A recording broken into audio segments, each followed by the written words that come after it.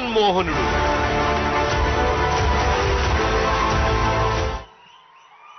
That was wonderful ఏవి. ఇప్పుడు స్థానిక శాసనసభ్యులు శ్రీ ద్వారంపూడి చంద్రశేఖర్ రెడ్డి గారిని మాట్లాడవలసిందిగా కోరుతున్నాం.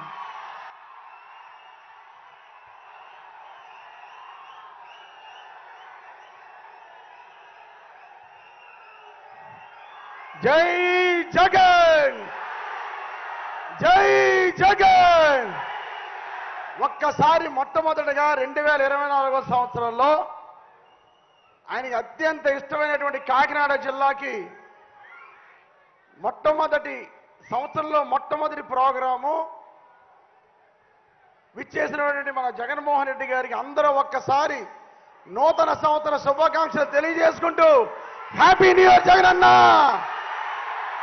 Happy new year Jagananna, happy new year Jagananna.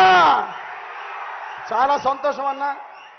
2024 సంవత్సరం మొట్టమొదటి ప్రోగ్రాము కాకినాడపట్నానికి విచ్చేసినందుకు మీకు ధన్యవాదాలు తెలియజేసుకుంటూ, వేదిక మీద ఉన్న పెద్దలందరికీ పేరు పేరున నమస్కారాలు తెలియజేసుకుంటూ, ఇక్కడ విచ్చేసినటువంటి వైఎస్ఆర్ కుటుంబ సభ్యులందరికీ కూడా పేరు పేరున నమస్కారాలు.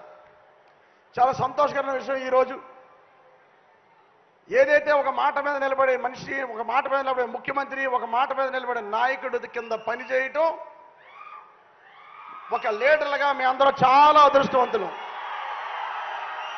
అలాగే ఇచ్చిన మాట కట్టుబడి ప్రజల్లో విశ్వాసాన్ని కలగజేసి రాజకీయ నాయకుడు అంటే ఇలా ఉండాలి అని నిరూపించినటువంటి వ్యక్తి మన జగన్మోహన్ రెడ్డి గారు.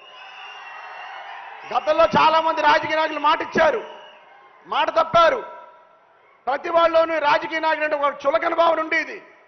కానీ ఈరోజు వైఎస్ఆర్ పార్టీలో ఉంటున్న మేమందరం కూడా చాలా గర్వంగా ఉన్నాం. జగన్మోహన్ రెడ్డి గారి కింద పనిచేసినందుకు, మాకు మాట ఇచ్చిన ముఖ్యమంత్రి కింద మేము అందరం ఉన్నందుకు మేమంతే అదృష్టవంతులమో ఈరోజు ఆంధ్ర రాష్ట్ర ప్రజలందరూ కూడా అదృష్టవంతులే.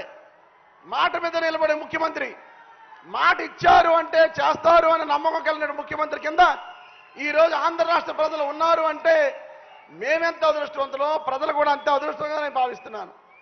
నేను 2019లో ఎమ్మెల్యే సమయానికి కాకినాడ పట్టణంలో కేవలం 14,700 పెన్షన్లు మాత్రమే. అటువంటిది ఈరోజు జగన్మోహన్ రెడ్డి గారి మంచితనంతో అడిగిన వాడికి, అర్హులైన ప్రతి వాడికి పెన్షన్ ఇస్తానని చెప్పి ఈరోజు కాకినాడ పట్టణంలో సుమారు 29,100 మందికి పెన్షన్లు ఇచ్చే అవకాశాన్ని మన జగన్మోహన్ రెడ్డి కలగజేశారు. అడిగిన వాడు, అర్హులైన వాడికి అందరికీ పెన్షన్ ఇచ్చాం. అది జగన్మోహన్ రెడ్డి ప్రభుత్వం. గతంలో పెన్షన్ కావాలంటే ఎవరన్నా చనిపోవాలి, చనిపోయిన తర్వాత ఆ వార్డు కౌన్సిలర్ను, ఆ వార్డు పెద్దల్లో, జన్మభూమి కమిటీల్లో బతిమాలుకుని మళ్ళా వాళ్ళకి పెన్షన్ శాంక్షన్ అయితే 5 నెలలు 6 నెలలు లంచాలు ఇచ్చి శాంక్షన్ చేసుకునే పరిస్థితి నుంచి ఈరోజు జగన్మోహన్ అన్న పెట్టినటువంటి వాలంటీర్ వ్యవస్థ ద్వారా మీ ఇంటికి వచ్చి మీరు పెన్షనర్లు అయితే వాళ్ళే చెప్పి వాళ్ళతో రాయించి ఈరోజు మీకు అందరికీ పెన్షన్ ఇచ్చే కార్యక్రమం. 2,000 రూపాయల నుంచి 3,000 చేస్తానన్నారు.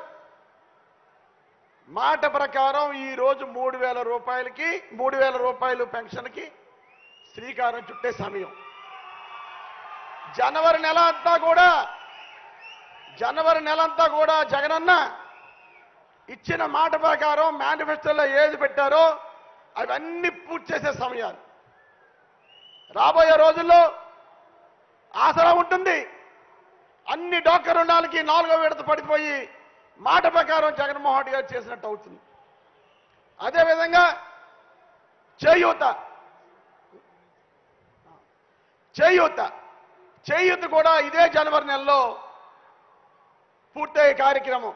అన్నా మన ఆంధ్ర రాష్ట్రంలో మహిళలు ఎంత అదృష్టవంతులంటే జనవరి నెలలో మీరు ఇచ్చే డబ్బులో 70% మహిళలకు వెళ్ళే కార్యక్రమం అన్న. ఈరోజు ఆడవాళ్ళందరి దీవెన, ఆడపడుచులందరి దీవెన మీకు ఉండాలన్నా. గతంలో 1000 రూపాయలు ఉండేది చంద్రబాబు నాయుడు హయాంలో. 1000 రూపాయలు ఉండేది. జగనన్న పాదయాత్ర తిరుగుతున్నప్పుడు నన్ను గెలిపించండి, గెలిపిస్తే మీకు అందరూ 2,000 ఇస్తానని మాటిస్తే వెంటనే చంద్రబాబు నాయుడు రంగులు మార్చే చంద్రబాబు నాయుడు ఎలక్షన్ల ముందు 2,000 రూపాయలు చేశాడు అందరికీ. జగన్ ఏమైనా తెలివి తక్కువాడా? నువ్వు 2,000 చేస్తే నేను 3,000 ఇస్తాను నా వృద్ధుల కోసం, వితంతుల కోసం, వికలాంగుల కోసం అని 2,000 రూపాయలు 3,000 చేసి మాట ప్రకారం ముఖ్యమంత్రి అయిన మరుక్షణమే వేదిక మీదే మొట్టమొదటి సంతకం 2,250 రూపాయలు చేసి ప్రజల్లో నమ్మకం కలగజేశాడు జగన్మోహన్ రెడ్డి గారు. అది మన నాయకుడు అంటే. అదే విధంగా ఈరోజు చూసుకుందాం. ఈరోజు ఒక్కసారి చూసుకుందాం. 4 ముఖ్యమంత్రులు చూసాం మనం.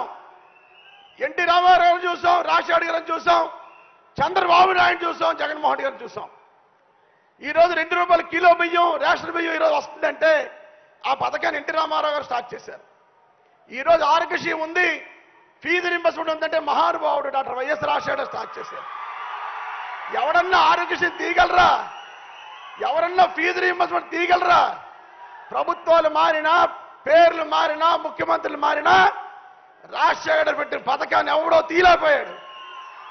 అదేవిధంగా ఈరోజు మన నాయకుడు జగన్మోహన్ రెడ్డి గారు, మా నాన్న డిగ్రీ పిల్లలు చదివితే నేను చిన్నపిల్లలు చదివిస్తానని 1వ తరగతి నుంచి ఇంటర్మీడియట్ చదివే పిల్లలందరికీ కూడా అమ్మఒడి అనే కార్యక్రమాన్ని పెట్టి అందరినీ ఆదుకున్నాడు జగన్మోహన్ రెడ్డి గారు.